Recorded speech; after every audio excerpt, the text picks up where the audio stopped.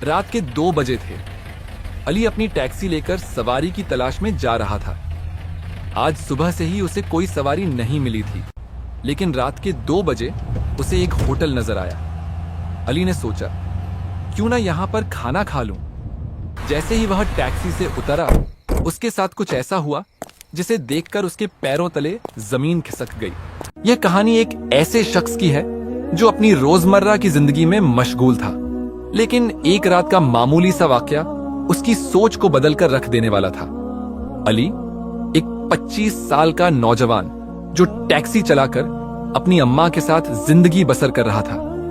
उसका गुजारा अच्छा चल रहा था और अब वह अपनी खुद की गाड़ी लेने की तैयारी में था।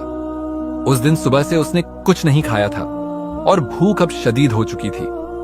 आखिरकार उसने सोचा कि पहले कुछ खा लिया जाए, फिर बाकी काम किया जाएगा। मोबाइल ऐप बंद किया और खाने की तलाश में सड़क के किनारे किसी स्टॉल की ओर बढ़ा। वह पहली बार उस इलाके में आया था, इसलिए रास्ते से ज्यादा वाकिफ नहीं था। जैसे ही एक मोड़ पर मुड़ा, उसे अंदाजा नहीं था कि यह रास्ता कहां ले जाएगा। सड़क पर अंधेरा गहरा था और चारों ओर एक अजीब सा सन्नाटा पसरा हुआ था। लेकिन कुछ ही आगे जाने पर उसे सड़क के किनारे एक छोटा सा ढाबा नजर आया। ढाबे के बाहर अच्छी खासी भीड़ थी और खाने की खुशबू से माहौल महक रहा था। अली ने गाड़ी लॉक की और वहां जाकर बैठ गया। अभी उसने ठीक से मेन्यू देखने का सोचा ही था कि एक लड़की उसके पास आई। काले रंग का दुपट्टा ओढ़े हुए उसने अपना चेहरा पूरी तरह से ढका हुआ था। उसकी चाल में एक अजीब सा ठहराव था, जैसे वह किसी भी गैर जरूरी बात से बचना चाहती हो। लड़की ने खाने के बारे में पूछा तो अली ने बिरयानी ऑर्डर कर दी। जब वह बिरयानी लेकर आई तो उसकी खुशबू इतनी लाजवाब थी कि अली खुद को रोक नहीं पाया और बेसाख्ता खाने में मशगूल हो गया। लेकिन असली हैरानी तब हुई जब अली ने पैसे पूछे। लड़की ने कहा कि जो भी पहली बार उनके ढाबे पर आता है उसे पैसे नहीं लिए जाते। यह सुनकर अली चौंक गया। वह लड़की कौन थी? अकेले ढाबा चला रही थी या फिर यह किसी और का था? यह सोचते हुए उसने लड़की से पूछा कि क्या यह ढाबा उसका है। जवाब में लड़की ने सिर्फ सिर हिलाकर हां कहा। अली इस पूरी बात से बेहद मुतासिर हुआ। उसने कभी नहीं सोचा था कि सड़क के किनारे कोई लड़की इस तरह ढाबा चला सकती है, वो भी इतनी खुददारी और हिम्मत के साथ। वह उसकी यह बात भी नहीं भूला कि अगली बार आने पर ही वह अपना नाम बताएगी। घर लौटते वक्त अली को एहसास हुआ कि उसे बिरयानी पैक करवा लेनी चाहिए थी ताकि उसकी अम्मा भी खा सकती। लेकिन अब वह काफी दूर निकल आया था, वापस जाना मुमकिन नहीं था। घर पहुंचने पर अम्मा ने पूछा कि उसने खाना खाया या नहीं। जब अली ने उन्हें बताया कि उसने ढाबे पर खा लिया तो उन्होंने तसल्ली से कहा कि अच्छा हुआ, क्योंकि वह खुद बीमार थी और नाश्ता नहीं बना पाई थी। अली ने जब अम्मा को उस लड़की के बारे में बताया तो उन्होंने भी हैरानी जताई कि पहली बार किसी लड़की को सड़क के किनारे अकेले ढाबा चलाते सुना है। अली को अब यह यकीन हो गया था कि वह लड़की कोई मामूली शख्सियत नहीं थी।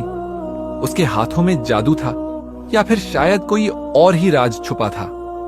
अब अली ने ठान लिया था कि वह दोबारा उस ढाबे पर जाएगा और इस बार वह सिर्फ खाने के लिए नहीं जाएगा, बल्कि यह जानने के लिए भी कि वह लड़की आखिर कौन थी। अगले ही दिन उसने अपनी इस ख्वाहिश के आगे बेबस होकर दोबारा उसी ढाबे का रुख किया। इस बार वह बिना भटके सीधे उसी लड़की के पास पहुंचा। लड़की ने उसे देखते ही हल्की मुस्कान दी, क्योंकि उसकी आंखों में हल्की चमक आ गई थी।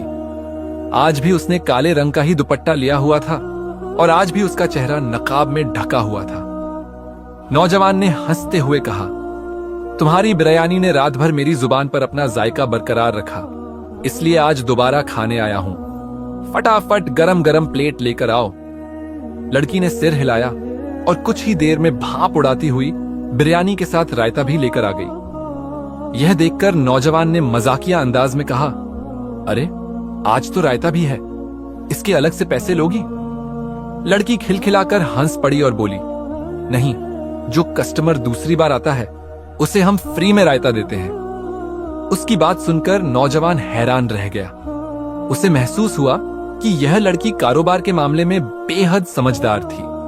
उसने हंसते हुए कहा, अरे तुम तो बिजनेस के मामले में बहुत चालाक हो, मुझे तुम्हारा यह अंदाज बहुत पसंद आया।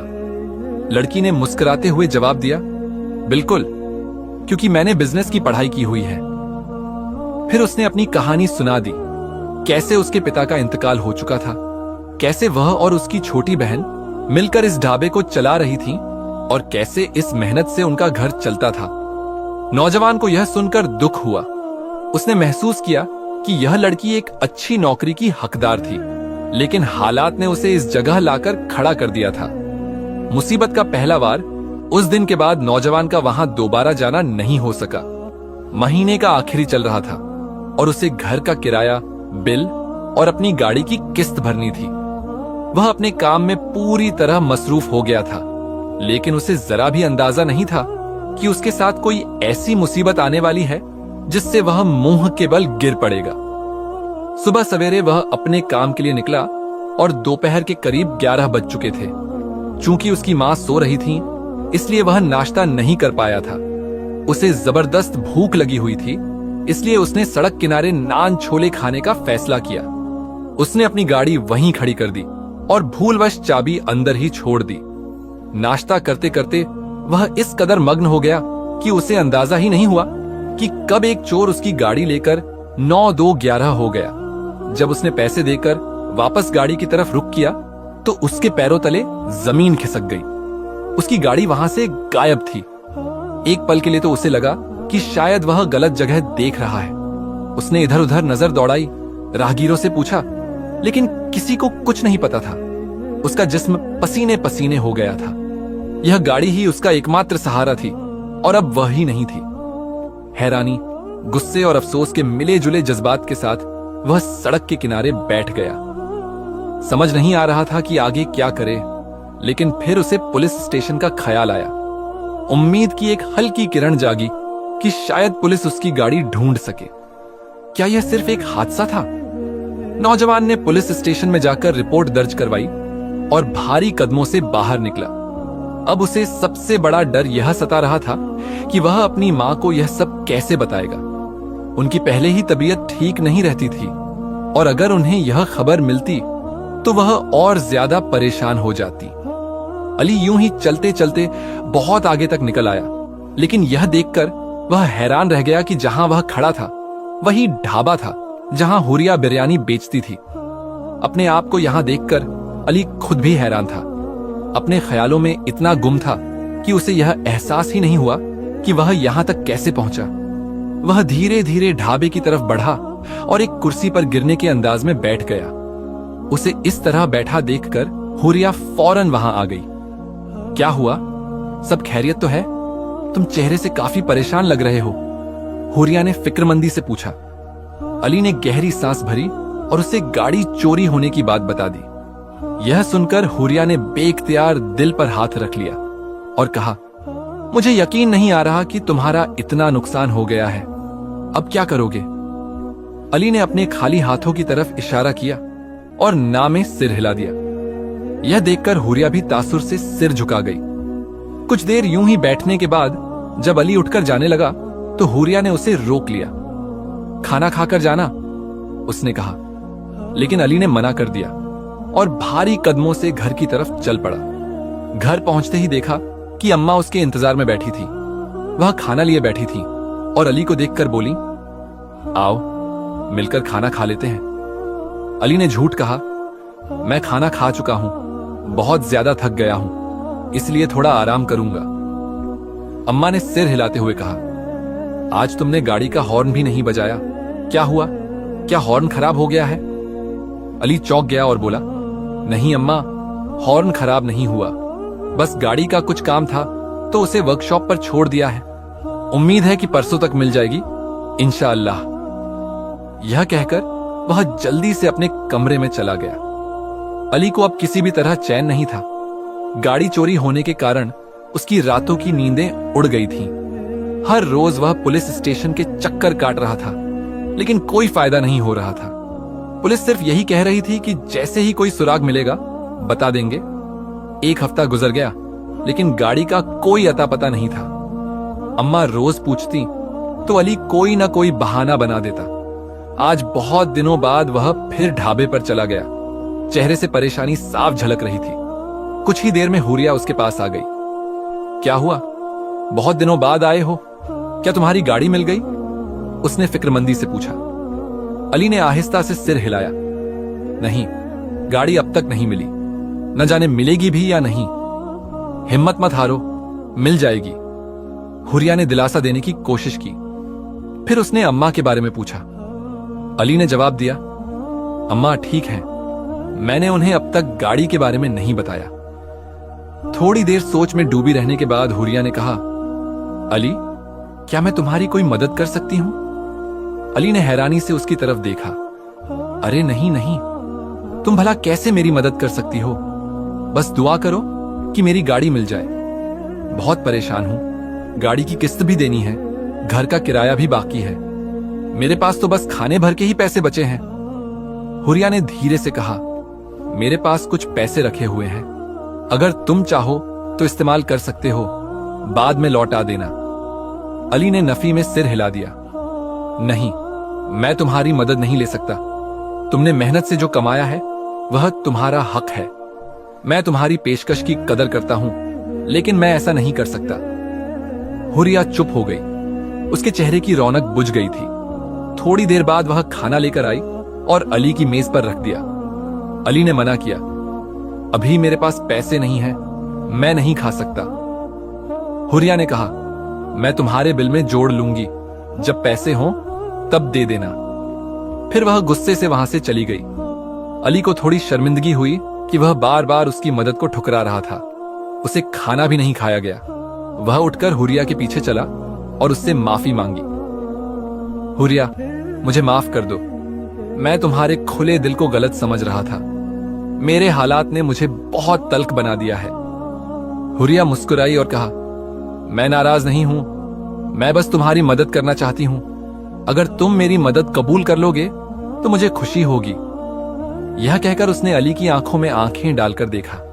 पहली बार ऐसा हुआ था कि उसने इस तरह अली को देखा था। अली एक लम्हे के लिए थम सा गया। ऐसा महसूस हुआ जैसे वह उन आंखों में कैद हो गया हो। फिर अचानक उसे होश आया और उसने धीरे से इनकार कर दिया। वापस अपनी मेज की तरफ लौट आया। बिरयानी ठंडी हो रही थी, लेकिन अली अब भी उन्हीं चंद लम्हों में खोया हुआ था। उसे समझ नहीं आ रहा था कि हुरिया की आंखों में ऐसा कौन सा जादू था जो उसे बांध रहा था। खाना खाते हुए अली महसूस कर रहा था कि हुरिया की निगाहें अब भी उसके वजूद पर टिकी थीं। थोड़ी देर बाद अली बिरयानी बीच में ही छोड़कर वहां से चला गया। रास्ते में चलते हुए उसके मन में सवाल उठ रहे थे। हुरिया क्यों उसकी इतनी मदद करना चाहती थी? आखिर इतनी बड़ी रकम उसे क्यों देना चाहती थी? अगर उसके पास पैसे थे तो वह खुद कोई बेहतर काम क्यों नहीं करती? अली इन्हीं सवालों में उलझा हुआ था कि अचानक उसे महसूस हुआ कि कोई उसके साथ साथ चल रहा है। किसी ने उसके कदमों से कदम मिलाया था। उसने गर्दन घुमाकर देखा और उसके पैरों तले जमीन खिसक गई। उसके साथ हुरिया चल रही थी। वैसा ही लिबास, वही दुपट्टा और वही मुस्कुराती निगाहें। लेकिन यह मुमकिन कैसे था? अली ने हैरानी से पूछा, हुरिया, तुम यहां? इस सवाल पर हुरिया ठिठक गई। उसकी आंखों में एक अजीब सी चमक थी। उसने अपनी उंगलियों को मरोड़ते हुए कहा, मैं तुमसे अकेले में बात करना चाहती थी। ढाबे पर बहुत भीड़ होती है, वहां खुलकर बात करना मुश्किल है, इसलिए मैं तुम्हारे पीछे पीछे चली आई। फिर उसने अली की आंखों में झांका और गहरी सांस लेकर कहा, अली, मैं तुम्हें अपने बारे में एक सच्चाई बताना चाहती हूं ताकि तुम मेरी मदद कबूल कर सको। मेरा नाम हुरिया जरूर है, लेकिन मैं कोई आम लड़की नहीं हूं। जिन्नात की दुनिया से आई हूं। मैं इंसानों की दुनिया में भेस बदलकर घूमती हूं, उनकी परेशानियां समझती हूं और उनकी मदद करती हूं। अली के पैरों तले जमीन खिसक गई। उसे अपनी आंखों पर यकीन नहीं हो रहा था। हुरिया ने धीरे से अपने चेहरे से नकाब हटा दिया। उसकी खूबसूरती देखकर अली कुछ लम्हों के लिए जैसे जड़ हो गया। वह रात कैसे गुजरी, अली को कुछ याद नहीं। अगले दिन जब अम्मा ने फिर से गाड़ी के बारे में पूछा तो जाने क्यों इस बार अली ने सच बोल दिया, गाड़ी चोरी हो गई अम्मा, मैं इसी वजह से इतने दिनों से परेशान घूम रहा हूं। यह सुनकर अम्मा की आंखों में आंसू आ गए। कमाई का एकमात्र जरिया भी चला गया था। अली खुद को कोस रहा था कि आखिर वह इस मुसीबत से कैसे निकले। फिर एक हफ्ता गुजर गया। अली ने हुरिया से कोई मुलाकात नहीं की। एक तरफ उसका दिमाग हुरिया की सच्चाई को कबूल नहीं कर पा रहा था, तो दूसरी तरफ गाड़ी की चोरी से उसकी जिंदगी ठहर सी गई थी। फिर एक शाम दरवाजे पर दस्तक हुई। अली को लगा कि शायद किस्त वसूलने वाला आया होगा। उसने अम्मा से कहा, अगर वही हुआ तो कह देना मैं घर पर नहीं हूं। लेकिन जब अम्मा दरवाजे पर गईं, तो उनके साथ किसी लड़की की बातचीत सुनाई दी। अली ने झांक कर देखा तो उसकी आंखें हैरत से फैल गईं। सामने हुरिया खड़ी थी, जो अम्मा से अंदर आने की इजाजत मांग रही थी। अली हड़बड़ाकर बाहर आया और बोला, हुरिया, तुम यहां? हुरिया मुस्कुराई और बोली, हां, तुम्हारी खैर खबर लेने आई हूं। इतने दिनों से तुम कहां गायब थे? परेशान हो तो बताओ, गाड़ी मिली या नहीं? अली ने निराशा से सिर हिला दिया। हुरिया अफसोस जाहिर करने लगी और फिर उसने कहा, मैं अम्मा के लिए और तुम्हारे लिए बिरयानी लाई हूं। अम्मा उसे बहुत अपनापन दिखा रही थी, जबकि अली अब भी उलझा हुआ था। उसने अम्मा को हुरिया की हकीकत नहीं बताई, क्योंकि वह खुद इस बात पर पूरी तरह यकीन नहीं कर पा रहा था। कुछ देर बैठने के बाद हुरिया उठी और बोली, अली, तुम्हारे लिए मेरे पास एक चीज है, बाहर गली में आकर देखोगे? अली ने हैरानी से पूछा, ऐसी कौन सी चीज? यहीं बता दो। लेकिन हुरिया मुस्कुराई और बोली, नहीं, पहले बाहर आओ। अली और अम्मा उसके साथ बाहर आए। बाहर गली में एक नई चमचमाती कार खड़ी थी। हुरिया ने अली की तरफ देखा और कहा, यह तुम्हारी नई गाड़ी है, आज से तुम इसे बतौर टैक्सी इस्तेमाल करोगे? अली अवाक रह गया। उसने हैरानी से पूछा, यह गाड़ी कहां से आई? तुम क्या कह रही हो? हुरिया ने मुस्कुराते हुए चाबी अली की तरफ बढ़ा दी। यह गाड़ी अब तुम्हारी है अली, बस इसे चलाने की हिम्मत करो। अली ने कांपते हाथों से चाबी ली और गाड़ी को छूने लगा। अम्मा के चेहरे पर खुशी थी, लेकिन साथ ही वह हैरान भी थी। उन्होंने हुरिया से कहा, अरे बेटा, तुमने इतनी महंगी गाड़ी मेरे बेटे को तोहफे में दे दी। हुरिया खिलखिलाकर हंस पड़ी और बोली, अम्मा, आप परेशान ना हो, यह मेरा और अदी का मामला है, हम आपस में देख लेंगे। अम्मा ने हल्की मुस्कान के साथ सिर हिलाया, जैसे वह सब कुछ समझ रही हो। लेकिन अदी के चेहरे पर संकोच था। उसने गाड़ी को देखा, फिर हुरिया की ओर मुड़ते हुए कहा, मैं यह गाड़ी नहीं ले सकता, यह बहुत कीमती है। मैं जानता हूं कि तुम्हारे लिए इसकी कीमत मायने नहीं रखती, लेकिन मेरे लिए रखती है। इसे लेने से मेरी खुददारी पर चोट पहुंचेगी। अदी ने गाड़ी की चाबी हुरिया की ओर बढ़ाई, लेकिन हुरिया मुस्कुरा दी। मुझे पता था कि तुम यही कहोगे, इसलिए मैंने पहले ही सोच लिया था कि तुमसे इस गाड़ी की किस्तें लूंगी। अभी 2 महीने तक इसे इस्तेमाल करो। जब तुम्हारी पुरानी गाड़ी की किस्तें पूरी हो जाएंगी, तब तुम हर महीने एक खास रकम मुझे ट्रांसफर कर देना। हुरिया ने सहजता से कहा। अदी की आंखों में हैरानी थी। उसे विश्वास नहीं हो रहा था कि किस्मत इतनी मेहरबान हो सकती है। एक अनजानी लड़की जिससे वह एक ढाबे पर मिला था, उससे यूं दोस्ती हो जाना और फिर उसकी इतनी मदद मिलना, यह सब किसी सपने जैसा लग रहा था। उसकी आंखों में अनायास ही आंसू आ गए। हुरिया, तुम्हारा बहुत शुक्रिया। तुमने इस मुश्किल घड़ी में मेरी जो मदद की है, शायद कोई अपना भी ऐसा ना करता। अदी ने कृतज्ञता से कहा। हुरिया ने उसकी ओर देखकर एक हल्की मुस्कान दी, लेकिन उसकी आंखों में भी एक अनजानी नमी थी। उसने कुछ रकम आदि की ओर बढ़ाते हुए कहा, यह सिर्फ एक कर्ज है, इसे इस्तेमाल कर लो ताकि तुम्हें किस्तों के लिए कोई तंग न करे। दिल लगाकर अपना काम करो। यह कहकर हुरिया चली गई। अदी उसकी ओर देखता रह गया। उसने गाड़ी की ओर देखा। यह बिल्कुल नई थी, जैसे अभी शोरूम से निकली हो। उसकी चमक इस बात की गवाही दे रही थी कि यह बहुत कीमती है। उस रात अदी को खुशी के मारे नींद नहीं आई। अम्मा भी हुरिया की तारीफ करते नहीं थक रही थी। ऐसी बच्ची मैंने पहली बार देखी है, इतनी मोहब्बत और एहसास करने वाली, अपना सब कुछ लुटा देने वाली। अदी को यह सुनकर फख्र महसूस हुआ। उसने ठान लिया कि वह जल्द से जल्द हुरिया का कर्ज उतार देगा। उसने डबल शिफ्ट में काम करना शुरू कर दिया। 3 महीने बाद जब वह हुरिया को पहली किस्त देने उसके ढाबे पर पहुंचा तो वहां का नजारा देखकर उसकी आंखें फैल गईं। वहां अब कोई ढाबा नहीं था, हुरिया भी कहीं नहीं थी। अदी ने आसपास के लोगों से पूछा, लेकिन कोई भी उसके बारे में कुछ नहीं जानता था। वह मायूस हो गया। उसे समझ नहीं आ रहा था कि हुरिया से संपर्क कैसे करे। उसके पास न उसका पता था न कोई और जानकारी।